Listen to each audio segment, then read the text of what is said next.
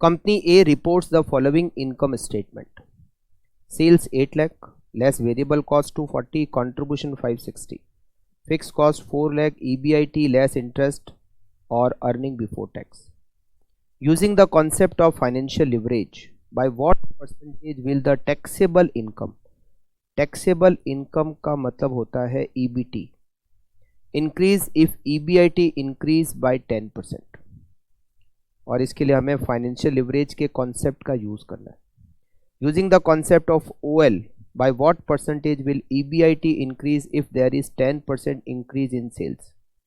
तो सबसे पहले तो एक काम करते हैं, हम FL और OL निकाल लेते हैं वर्किंग नोट में. Working note 1, OL equals to contribution divided by EBIT. Contribution है हमारा 5,60,000 और हमारा EBIT है 1,60,000. 3.5. FL का फॉर्मूला होता है EBIT divided bye EBT. EBIT is 1,60,000 and EBT is 1,40,000.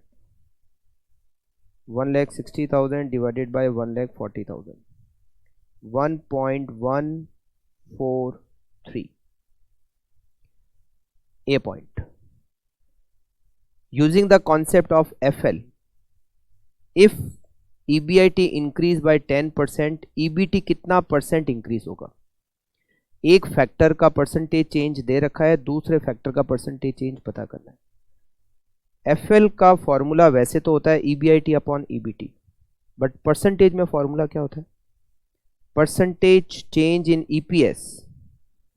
Percentage change in EPS और परसेंटेज चेंज इन EBT इक्वल होते हैं, तो आप परसेंटेज चेंज इन EPS की जगह परसेंटेज चेंज इन EBT भी लिख सकते हो, divided by percentage change in EBIT.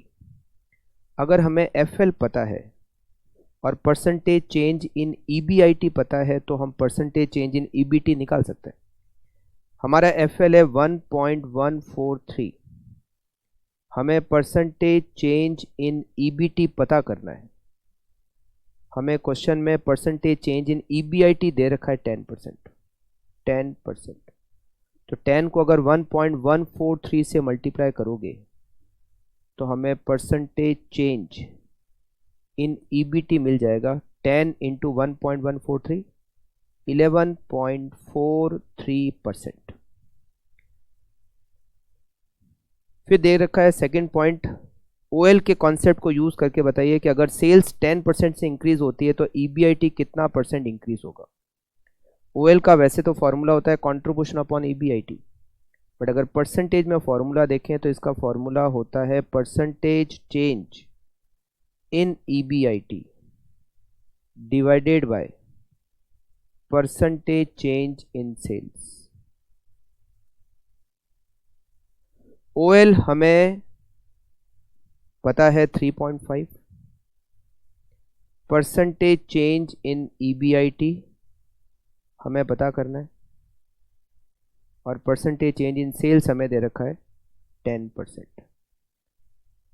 Percentage change